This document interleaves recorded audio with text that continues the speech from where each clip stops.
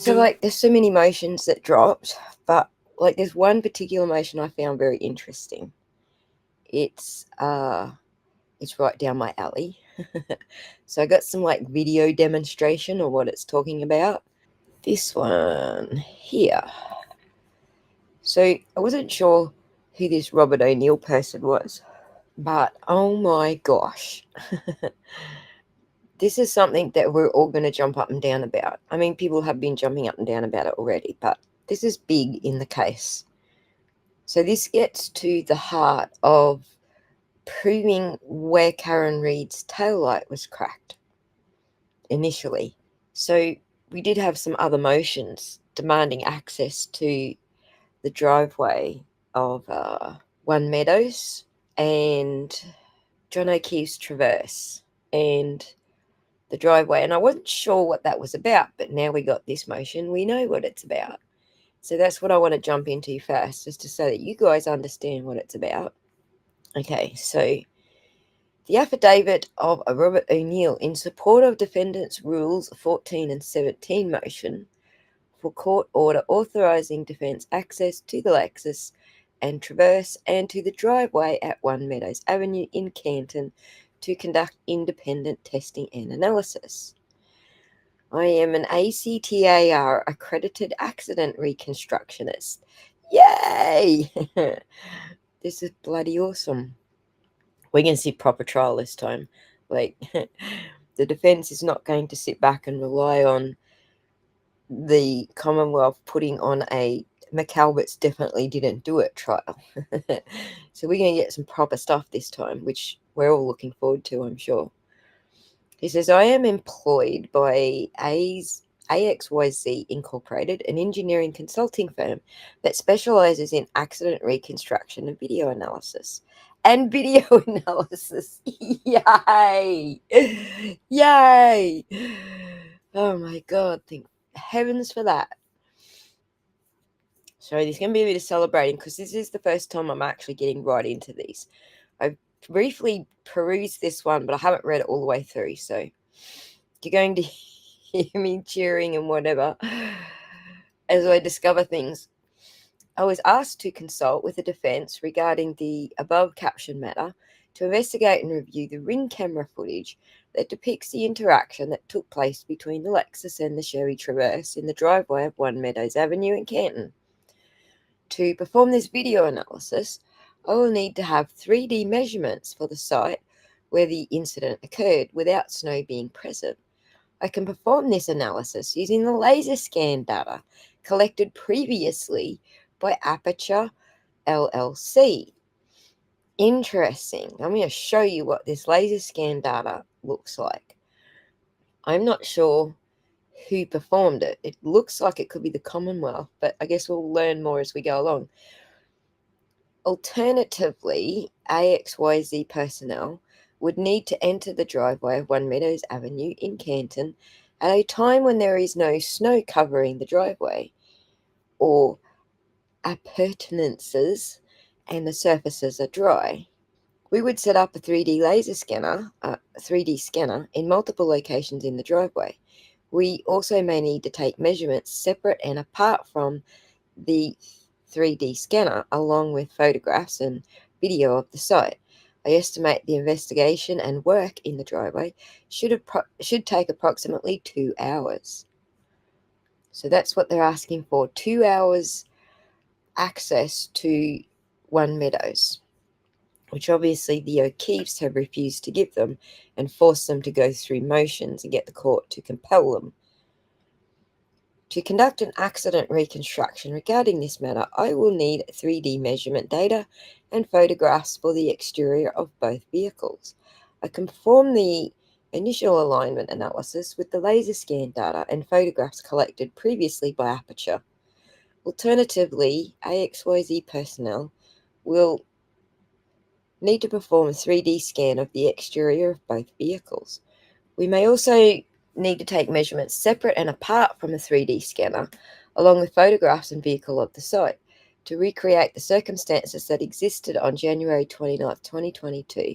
I may need to fill the tyres of one or both vehicles with air presuming that vehicles are located on a flat surface in the same place with a minimum of 15 feet clear around each vehicle and while both vehicles are dry. I estimate that my investigation and data capture would take approximately 2 hours. So the reason I think that this is going to be interesting is because, well, we know that there's probably some repairs to the Traverse, right? This is going to expose whether or not there were repairs to the Traverse. But even if it doesn't, that guilty knowledge behind knowing that the Traverse was repaired, yeah, that's going to cause some issues. So let me show you a video of what this may entail. So this is a 3D laser survey video by a company called Field Test Engineering. But yeah, interesting video. So this is basically what they're saying they're going to do. When they scan the site, they get a 3D representation of everything there. The surface of the driveway, the distances between things, the actual shape of the vehicles, and every single little nook and cranny on each of the vehicles. It recreates everything down to the finest detail. You can see the detail, the level of detail that it goes to. It's recorded the dentation from the accident, everything that got crumpled, the damage to the wheels. Like it recreates pretty much everything. But this is pretty cool technology, and interesting to note how old this video is too. This technology is not new by any measure. This stuff's been around for like a long time. So it's pretty good. And I guess the more recent the software is and the equipment that's recording the that's doing the 3D scan, the higher the quality, I guess you could say. So essentially this camera will sit in the center of the location, and then it will send out in different directions, up, down, left, right, forwards, backwards, in all directions. It will take photographs of everything all around it, and then it gets put into software, and then in the software the scene is reconstructed in the software. So what you're seeing here is just what that scanner scans essentially. When you put it into CAD, the beautiful thing about CAD is it applies real world data to it. So if there's a wind blowing, so they might have that meteorologist say the wind gusts were blah blah. So they can actually apply that in the CAD. And then they can say X amount of snow was on the ground. They can also apply that in the CAD. And then the CAD program can actually tell you what the slippage of the tires might have been and a whole bunch of other things. So CAD's really good for modeling these real world situations. So you may see, for example, when a bridge is built, they want to know all of the forces that applied to that bridge before they build it, whether all the materials and the structure of the bridge are going to hold up in the particular area that that bridge is going to be built. So you might have gale force winds like constantly through a channel that pick up speed because they're funneled through a channel. And then you might have a lot of snow, which adds weight to the bridge. So these are all external forces that you can apply through CAD. And that's why CAD's probably one of the most powerful engineering programs out there as far as construction and obviously reconstruction. Oh my God. Accurately depicting where a pedestrian is in the scene. This is going to be way better trial than the last one. Like serious technology. Oh, I'm so going to love it. Can you tell I'm excited about it? It's going to be awesome, guys.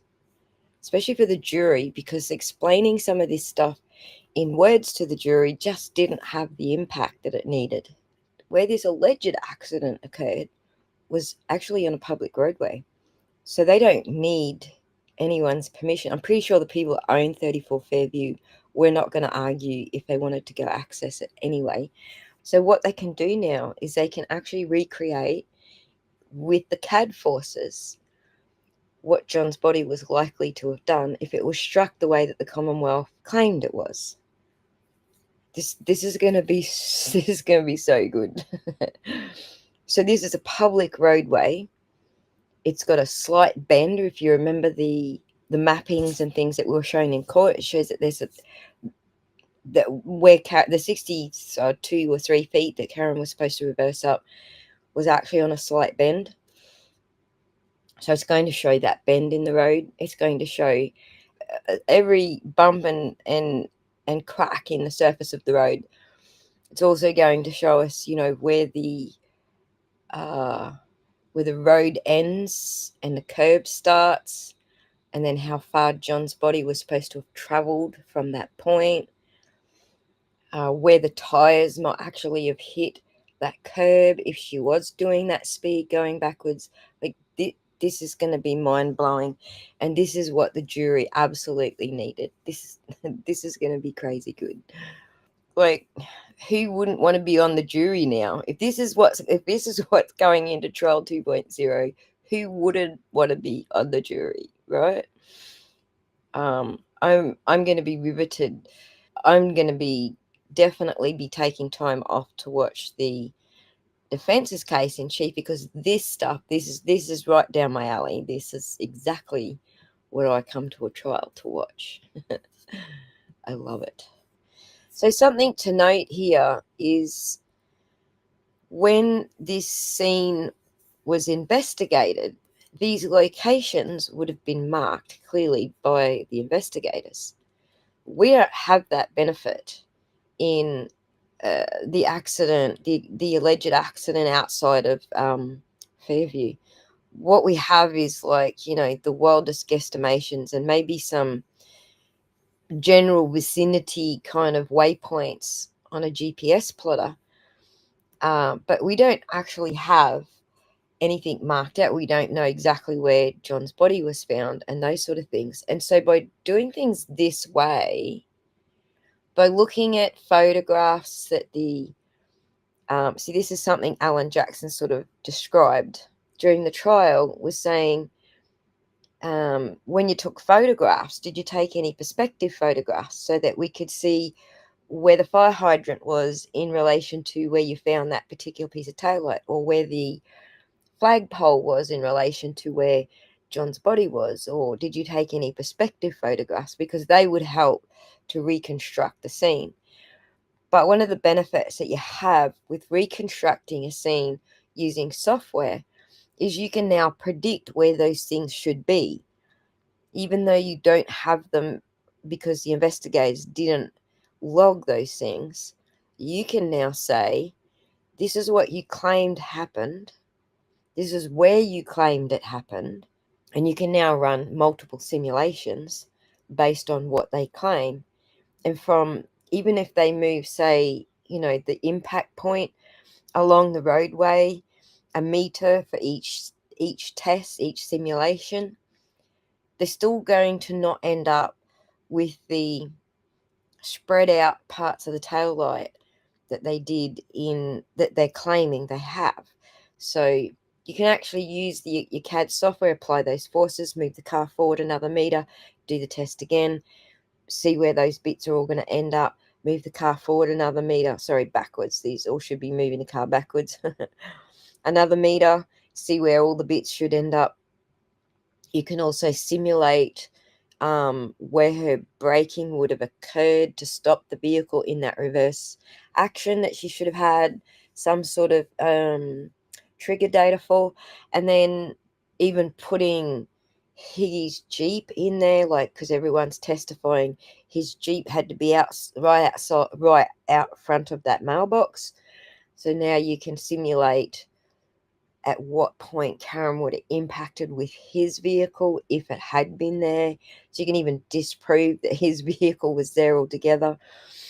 This is the most powerful. This is where the best money is spent. I got to give the dream team credit for this, because this is where the best money is spent.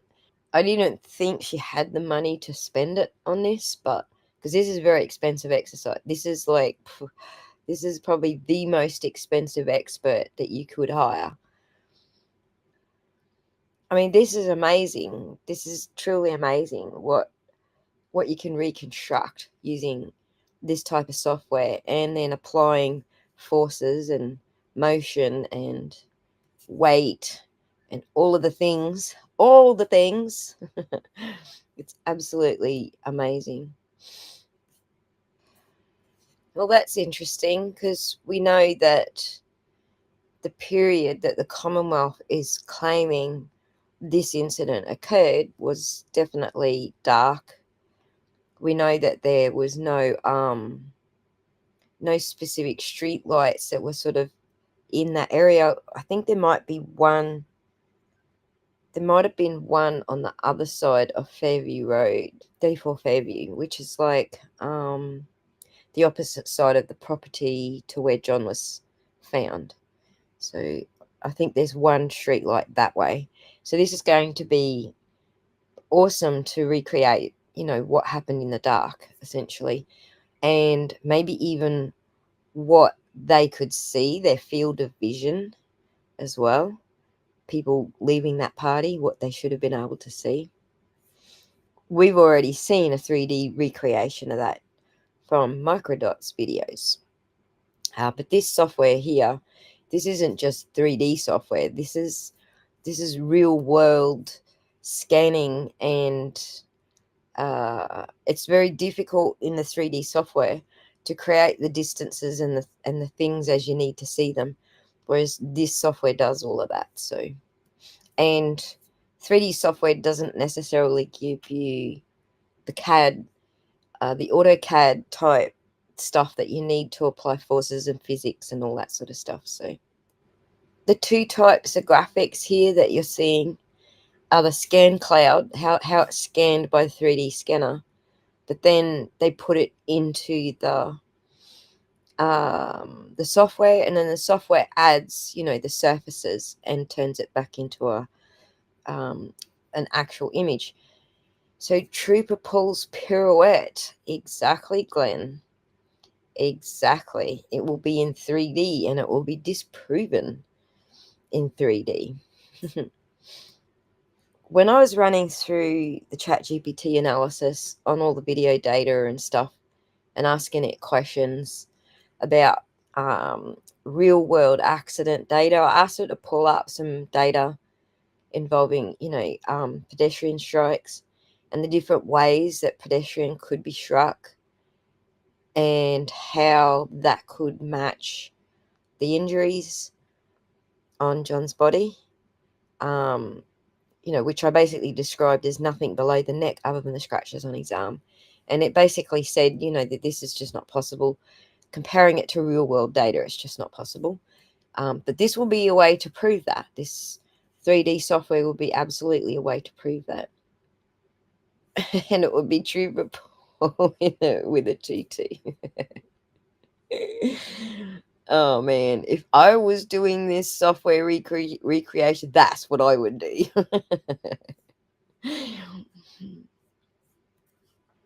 Hell yeah, for sure.